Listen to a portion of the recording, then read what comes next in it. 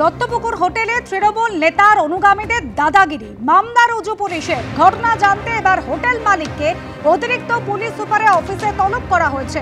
তোলা না পেয়ে তাণ্ডব, লুটপাট, অভিযোগ তৃণমূল নেতার অনুগামীদের বিরুদ্ধে।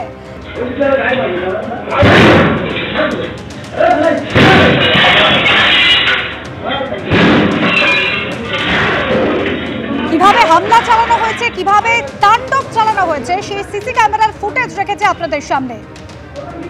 কাঠগড়ায় দত্তপুকুর 2 নম্বর পঞ্চায়েতের তৃণমূল উপপ্রধান মান্তু সাহার অনুগামীরা এভাবে হোটেলের মধ্যে ঢুকে তৃণমূল নেতার অনুগামীরা দাদাগিরি চালিয়েছে, তাণ্ডব চালিয়েছে।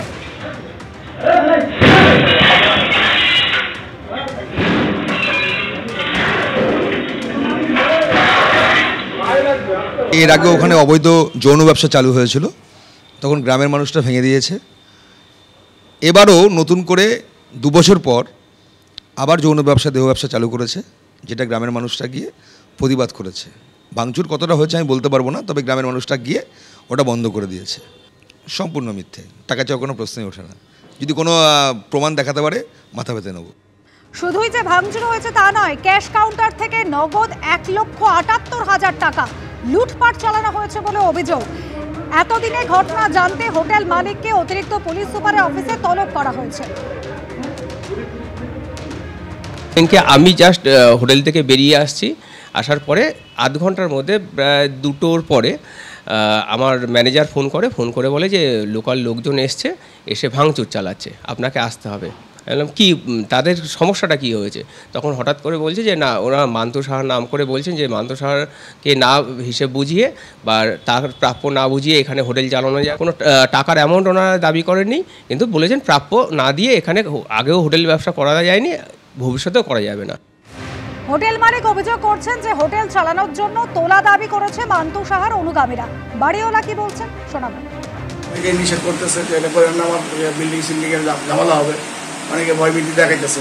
আমি শেষ পর্যন্ত যে না, আমি এই ভাড়াটা দিব না, আমি লেখে আসি ফ্রেশ তারা যদি কোনো হোটেল করতে পারে তাহলে ভাড়া দিব, আইসার আমি ভাড়া দেবো না, এরকম একটা লেখা দিয়ে আসছি যে আমি এই ব্যবসায়ী করবো, ভাড়াই দিব। বা নাহলে আমার ওই এলাকা পেট্রোল তো জ্বালাই দিবে আমার বিল্ডিং, আমি তো এটা যাবো না, আমার তো ভয়ের ব্যাপার আছে। সপ্তাহে প্রথম দিন আর ফের মেট্রোয় যান্ত্রিক ত্রুটি। নোয়াপাড়া স্টেশনের কাছে যান্ত্রিক ত্রুটি। গিরিশবাগ থেকে দক্ষিণেশ্বর পর্যন্ত মেট্রো পরিষেবা ব্যাহত, আপ এবং ডাউন 2 লাইনেই পরিষেবা ব্যাহত হয়েছে। আমাদের প্রতিনিধি অরিত্রিক ভট্টাচার্য সরাসরি রয়েছেন আমাদের সঙ্গে। অরিত্রিক, এই নতুন মেট্রো রুট চালু হওয়ার পর থেকে নিত্য নতুন সমস্যা লেগেই রয়েছে, আজ কি ধরনের যান্ত্রিক ত্রুটি?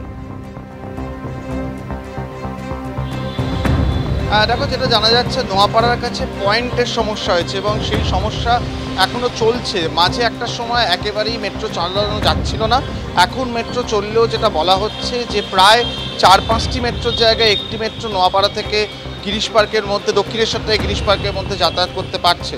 তার ফলে সার্বিকভাবে মেট্রো পরিষেবায় একটা প্রভাব পড়েছে এবং সেই প্রভাবের জেরে একটা স্টেশনে মানুষজনকে 30 থেকে 45 মিনিট পর্যন্ত দাঁড়িয়ে থাকতে হচ্ছে, এমন একটা পরিস্থিতি।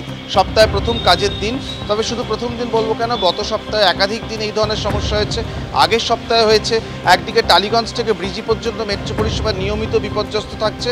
আজকে দেখা যাচ্ছে নোয়াপাড়ার দিকে অর্থাৎ উত্তর প্রান্তেও কিন্তু একই সমস্যা শুরু হয়েছে। তারপরে খুব স্বাভাবিকভাবেই গত কয়েকদিনের যে দুর্ভোগ মানুষের চলছিল, সেটা আজকেও যে অব্যাহত রয়েছে, সেটা কিন্তু সপ্তাহে প্রথম দিনেই স্পষ্ট হয়ে গেল। একেবারে অরিত্রিক, তুমি আমাদের সঙ্গে থাকো। শুধুমাত্র যে যান্ত্রিক ত্রুটি তা নয়, মেট্রো চলাচলেও অস্বাভাবিক বিলম্ব হচ্ছে এবং সেই বিলম্বের জেরে কিন্তু খুব বাড়ছিল যাত্রীদের। আর এবার দক্ষিণেশ্বর এবং ব্রিজি রুটে বিভিন্ন স্টেশনের যে ডিসপ্লে বোর্ড, সেই ডিসপ্লে বোর্ডের ছবি রেখেছে আপনাদের সামনে। একেবারে অন্ধকার, অর্থাৎ কোন সময় মেট্রো যাবে সেটাও কিন্তু স্পষ্টভাবে বোঝা যাচ্ছে না, সম্পূর্ণ ডিসপ্লে বোর্ড অন্ধকার।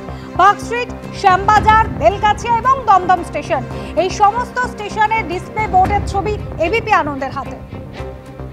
অরিত্রিক ভট্টাচার্য আমাদের প্রতিনিধি রয়েছেন আমাদের সঙ্গে। অরিত্রিক, এটা কি ধরনের সমস্যা? ডিসপ্লে বোর্ডে তো কোন সময় মেট্রো যাবে তার উল্লেখ পর্যন্ত নেই, তাহলে যাত্রীরা বুঝবেন কি করে?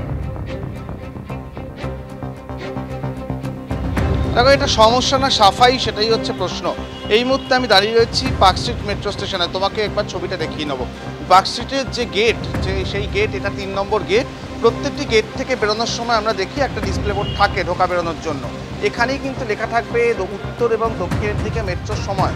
সেটা কিন্তু তুমি দেখতে পাচ্ছ এই মুহূর্তে আমাদের ক্যামেরায়, সেই ডিসপ্লে বোর্ডের জায়গাটা একেবারে ফাঁকা। কোনো ডিসপ্লে বোর্ডে শুধুমাত্র এখনকার সময়টা দেখানো হচ্ছে, কিন্তু তার ছাড়া কিন্তু আর কোনো ঘোষণা নেই। আর এইটা শুধু এখানকার নয়, ব্লু লাইনের প্রত্যেকটি স্টেশনে এই একই ছবি দেখা যাচ্ছে এবং সাধারণ যাত্রীরা তারা একেবারে বিভ্রান্ত প্ল্যাটফর্মে দাঁড়িয়ে যে কখন তারা পরবর্তী ট্রেন পাবেন, এবং যেটা তারা মনে করছেন অনেকেই যে বিষয়টি ইচ্ছাকৃত। কারণ এর আগে আমরা দেখেছি গত মাসখানেক ধরে বা তারও বেশি সময় ধরে মেট্রো কখনোই কিন্তু সময়ে চলছে না। অর্থাৎ ডিসপ্লে বোর্ডে ধরো এখন বাজে হচ্ছে 1:30 পেরিয়েছে, ডিসপ্লে বোর্ডে 1:35 হয়তো দেখাচ্ছে পরবর্তী ট্রেন, 1:35, 37, 38 বেজে যাচ্ছে, তারপর হঠাৎই দেখানো হচ্ছে পরের ট্রেন 1:41 আসবে। অর্থাৎ মাঝখান থেকে একটা ট্রেন উধাও হয়ে যাচ্ছে। এই সমস্যাগুলো এরপর মানুষেরা চোখে পড়বে না এটুকু নিশ্চিত, কিন্তু তাতে যাত্রী স্বাচ্ছন্দ্য কি বাড়ছে? একেবারেই না। ট্রেনের মতন দেরি করতেই পারে, বরং মানুষের বুঝতে আর অসুবিধা হচ্ছে প্ল্যাটফর্ম দিয়ে ঢোকার সময়।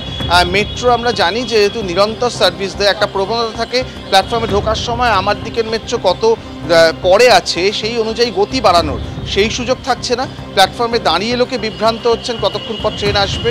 এবং ব্লু লাইনের প্রত্যেকটি স্টেশনে গত শনিবার থেকে এই বিষয়টি করা হয়েছে।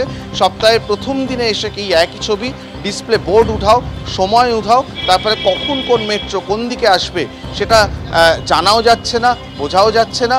একেবারেই একটা প্রাগৈতিহাসিক যুগে ফিরে যাওয়ার মতন ব্যাপার। প্ল্যাটফর্মে যেমন ইচ্ছা অপেক্ষা করুন, মেট্রো এলে তবেই চড়তে পারবেন, এরকম একটা পদ্ধতিতে কিন্তু মেট্রো এই মুহূর্তে চলাচল করছে।